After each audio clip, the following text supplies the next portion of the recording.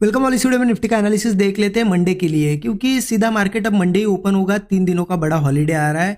15 अगस्त को फ्राइडे के दिन मार्केट क्लोज रहेगा, इंडिपेंडेंस डे है। और मेरी तरफ से आप सभी को इंडिपेंडेंस डे की हार्दिक हार्दिक शुभकामनाएं। ठीक है, अब ये 3 दिनों का बड़ा हॉलीडे है, इंजॉय भी करिए और मार्केट का भी देख लेते कि क्या हो सकता है फिर मंडे के दिन। और जो लोग कुछ वीकली प्लान करना चाहते हैं नेक्स्ट वीक, उनके लिए भी हेल्प हो जाएगी। मैं बड़े टाइम फ्रेम पे भी क्या चल रहा है बताता हूँ आपको, और लेवल्स भी देख लेते कि मंडे कहाँ ट्रेड प्लान कर सकते हैं।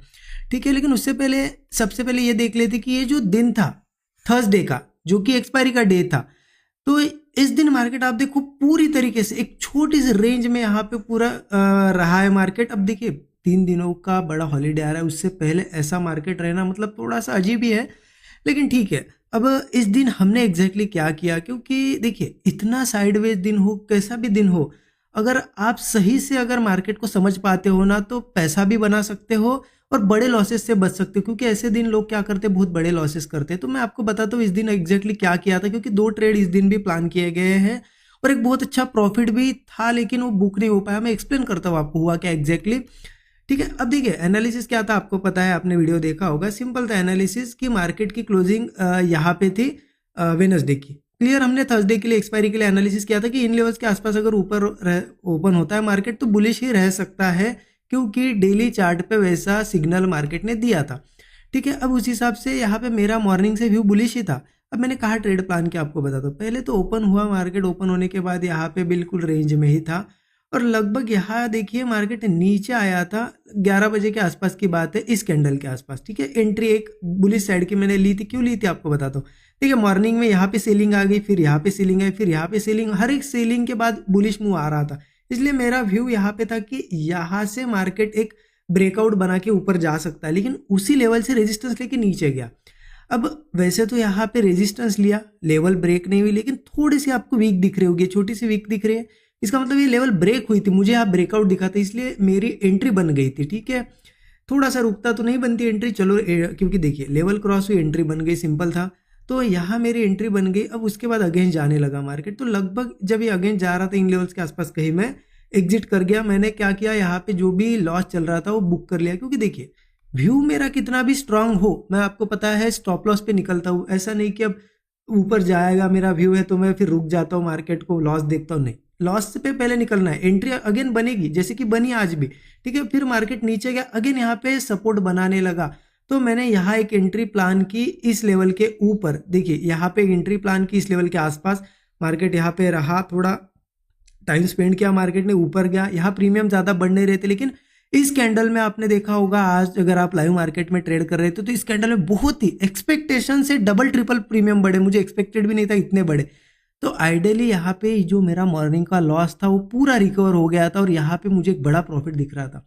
मैंने यहाँ पे प्रॉफिट बुक करना चाहिए था, बट देखिए मैं यहाँ पे वेट कर रहा था कि बस इस लेवल तक भी एक आध और कैंडल बने, प्रॉफिट बुक कर लेता हूँ।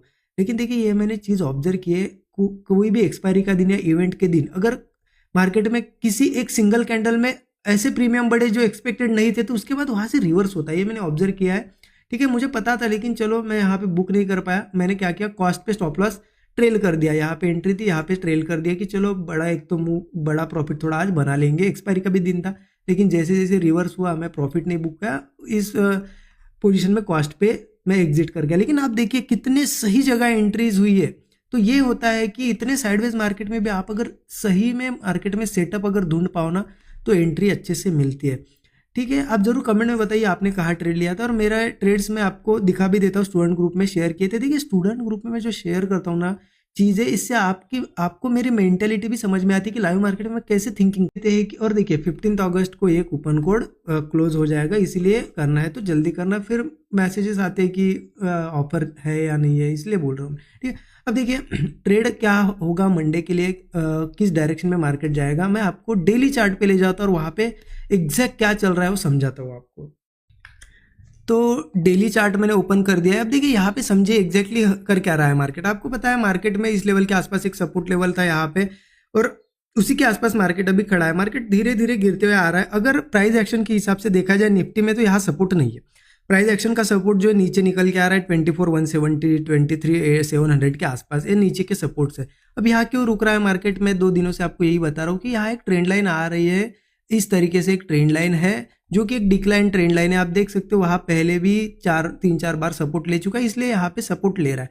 क्योंकि क्या होता है ना, इतने दूर से गिरते हुए आ रहा है, ऐसे कोई इंपॉर्टेंट सपोर्ट पे आएगा तो ऐसा नहीं कि यहाँ से पूरा रिवर्स होगा, लेकिन एक रिएक्शन तो जरूर दिखता है। तो वो रिएक्शन यहाँ पे देखने को हमें मिल रहा है। अब मार्केट देखिए प्राइस एक्शन के हिसाब से वही पॉसिबिलिटी होती है कि मार्केट उस सपोर्ट को, जो सपोर्ट है नीचे, उसको टेस्ट करने आए, लेकिन उससे पहले हो सकता है ये रिएक्शन थोड़ा और ऊपर तक लेके जाए मार्केट को और फिर गिरे, ऐसा भी हो सकता है।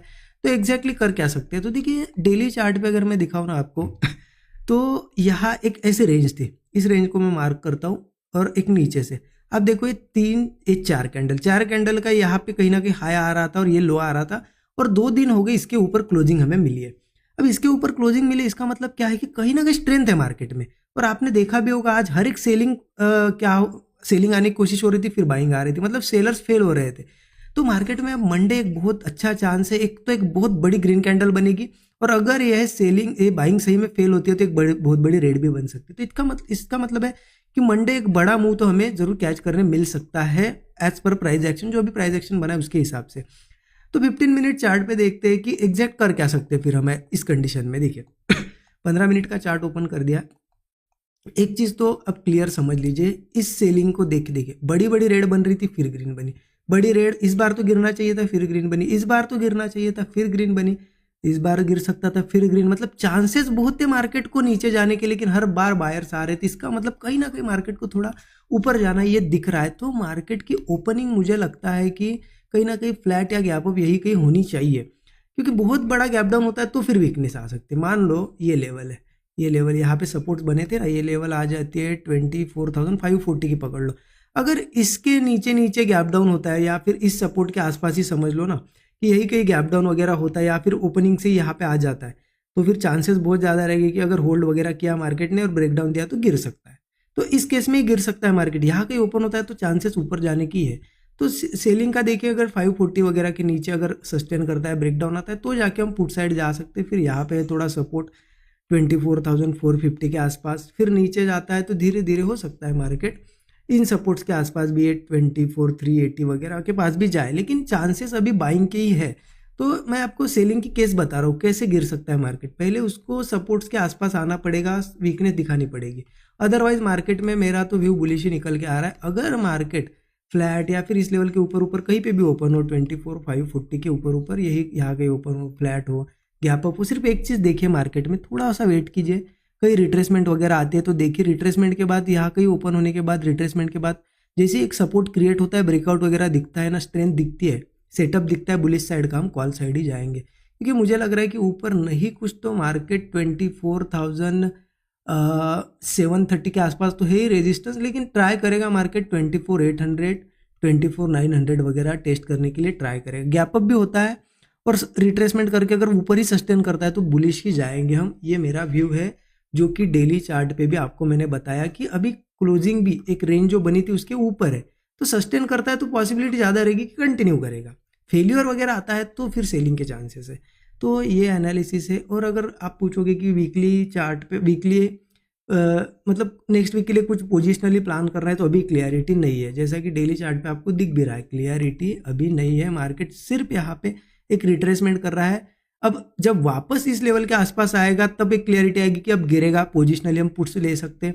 अगर मान लो ऊपर थोड़ा जाकर रिट्रेस करके अगेन सस्टेन करता है तो फिर बुलिश भी साइन मिल सकते हैं। लेकिन अभी जिस तरीके से ये एकदम वीक है, यहाँ पे आप बुलिश भी लोगे, हो सकता है सेलिंग चली जाए, मार्केट सेलिंग में जाए, या फिर आप सेल साइड का ट्रेड बनाओगे नेक्स्ट वीक ऊपर जाए। यहाँ पे इनडिसीजन है, मार्केट डिसीजन ले रहा है। तो नेक्स्ट वीक के लिए